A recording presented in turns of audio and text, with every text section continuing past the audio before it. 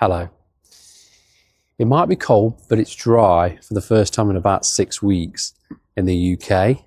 So it's a perfect time now to do some hardwood cuttings. I'm going to show you how you can get lots of shrubs and trees for free with very little effort with this cheap, simple, easy method. So why would you do a hardwood cutting? Well, first of all, these are really good for if you're doing, let's say, a variety of a rose or an apple, because this is a clone of a plant, whereas if you were to grow it from seed, it could be completely different to the parent plant. Different colour. If it's an apple, it could be a different taste. It might not even be edible. It might be more like a crab apple rather than a regular apple. So we do it so that we know exactly what we're getting. Also, it gives you a bit of a head start. It will flower and fruit a lot quicker than it would do if you were growing something from seed, because again, it's a clone of an older plant. So it already thinks it's mature, even though it's still quite small. Some of the things you can do hardwood cuttings are of trees like willow. You do some of the cornuses with colourful bark, apples. Shrubs wise, you can do buddleias, hydrangeas, roses, all manner of trees and shrubs that you can do. And if you're not sure, just give it a go anyway. You've got nothing to lose apart from a little bit of cutting material. So I've decided today to do some hardwood cuttings of some roses. This one is Madame Alfred Carrier, it's a climber, and hydrangeas. This one's Hydrangea arborescens Annabelle. Now the reason I've chosen these two is they're very easy to do and they're quite expensive to buy. So it's a really great way of propagating some of the more expensive plants you've got in your garden, and you can have a whole drift of Annabelle or a whole drift of whatever rose it is you're doing.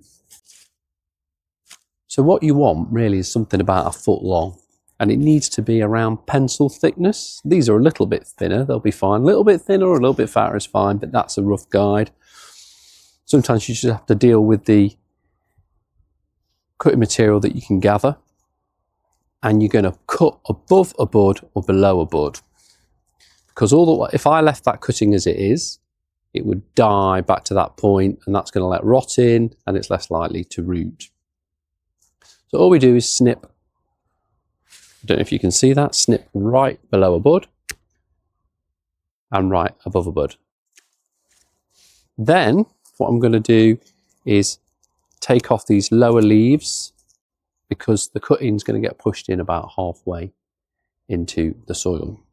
So I'll prepare the rest of these cuttings now, ready for us to pop them in the pot. Just below a bud there, if you can see. And then just above a bud here, around about 1 foot. So there. Can you see that? Nice and close. I'll probably go a bit closer. And then we're going to remove these leaves off. They just pull off quite nicely on roses.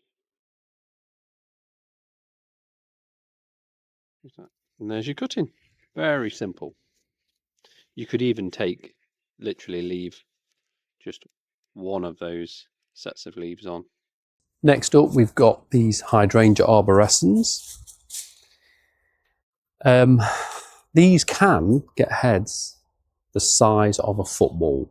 Now you can do this technique with any hydrangea, you just need a nice long stem of growth. So one of those nice fresh young shoots that just shoot up from the base are ideal to snip off and do this with, rather than the stubby little woody ones.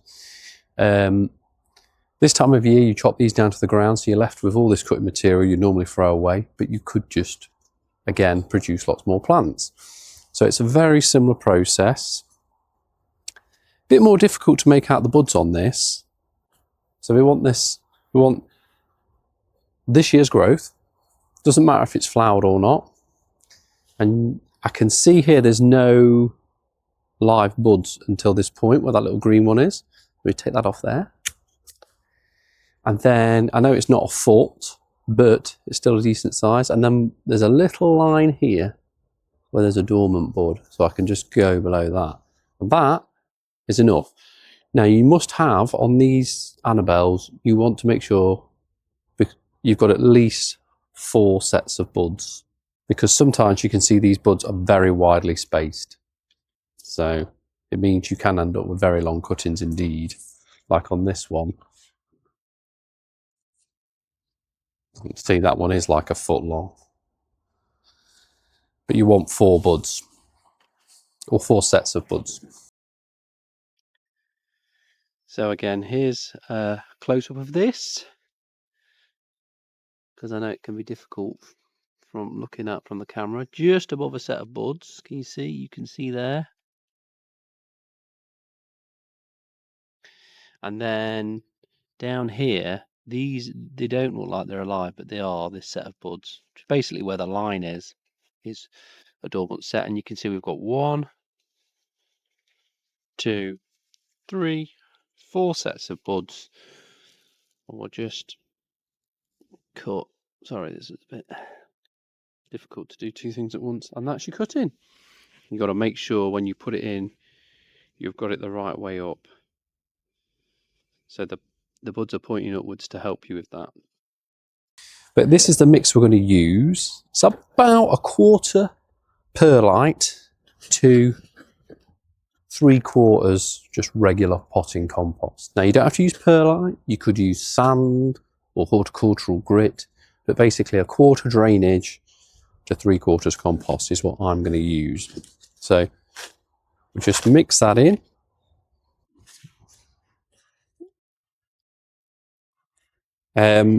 And this is just going to hopefully stop these from rotting, which shouldn't be a problem in the summer, but in the winter months it will be. Give that a good mix, and then we need to choose a pot that's appropriate for the size of cuttings, because you don't want to be wasting mix, and there's a chance you're going to lose some of these, so you can really pack them in tightly to counteract that. So now we're ready for doing our cuttings. We're going to fill our pots with the cutting mix, and I've chosen this 3 litre deep for the roses because there's not many. It's only a small pot, but it's got plenty of depth, which is what you want with your hardwood cuttings. So because we want majority of the cutting below the surface. Another thing you can do, which is good practice, is you can use a little stick just to make a bit of a pilot hole, if you like, to push your cutting in, and that way you're not destroying the end of the cutting as you're pushing it in. I mean, I don't actually do that normally. They're pretty robust, these hardwood cuttings, but it is good practice.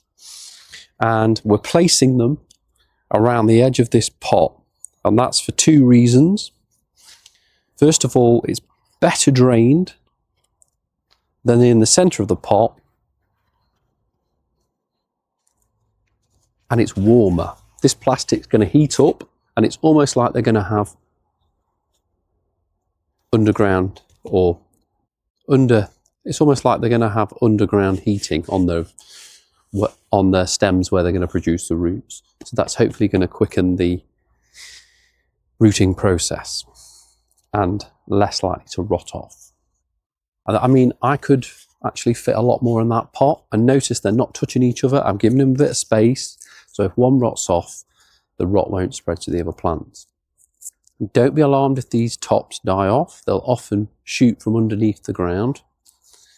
So don't be expecting all these buds to just suddenly shoot off and grow in the spring. Roses take a bit longer than the hydrangeas. These will not be ready to pot on until autumn.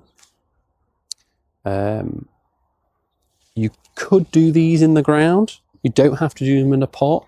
But what I would say is when you do them in the ground, you need to dig a trench, add some sand and grit to that trench to make it nice and free draining.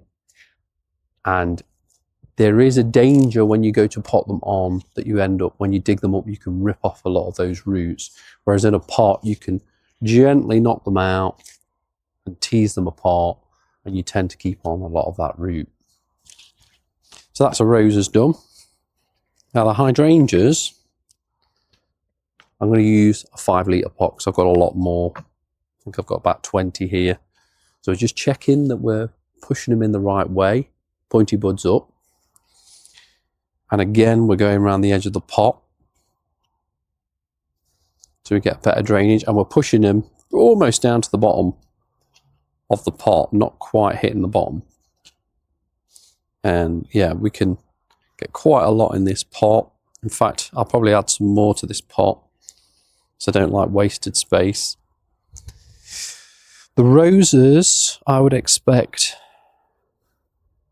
a good crop of roses from some hardwood cuttings. I'd expect about 50%. But if you want, let's say you want 5 roses, I would do at least 20 cuttings, maybe 25. Then hopefully you'll be guaranteed 5 of that rose. I mean, sometimes some of the ramblers you'll get almost 100%, but yeah, they tend to be a bit trickier to root than hydrangeas. They're a lot longer. Like I say, you take about a year until they're ready to pot on, and it could be 2 years until you've got a plant that's ready to go in the garden. Now the hydrangeas, these will be ready, rooted and ready to pot on June, July time. So I'll knock these out in June, July. You can sometimes, if you look after them properly, you can get 100% success rate, no problem. So these are very quick turnaround. And these can be £25 a pot, 15 to £25 a pot at a garden centre. Roses can be £25 each. So there we go. We've got 3 plants. It could save you a fortune, you know, for the sake of just spending a little bit of time in the winter. You could save yourself hundreds of pounds in plants and have a lovely drift of roses, a lovely drift of hydrangea Annabelles, or whatever else you choose to propagate. If you're not sure whether you can do it from hardwood cuttings, if it's deciduous, I would give it a go. You might surprise yourself. You might discover a method of propagating a tree that no one else has done. And all you've got to lose is a bit of cutting material. Now, these are going to go into a north-facing spot, so somewhere they don't get any direct sun, but bright, probably behind that greenhouse. It's sheltered from the wind, doesn't get much sun, it's cool, and it's dry, so it won't get excessive rain. And I'll just make sure these are damp, not soaking wet, but damp. And then other than that, I'll probably not check on them that very often. I'll probably only check on them every 2 or 3 weeks in the winter. And then when I'm watering the other plants in the garden, I'll give them a check in the summer. Thanks for watching. I hope that's been helpful. If you like this video, please like and subscribe. It makes a massive difference and it encourages me to do more videos like this. We've got plenty of other videos that you can watch on garden tours, propagating techniques, and planting suggestions. Thanks for watching. Ciao, ciao for now.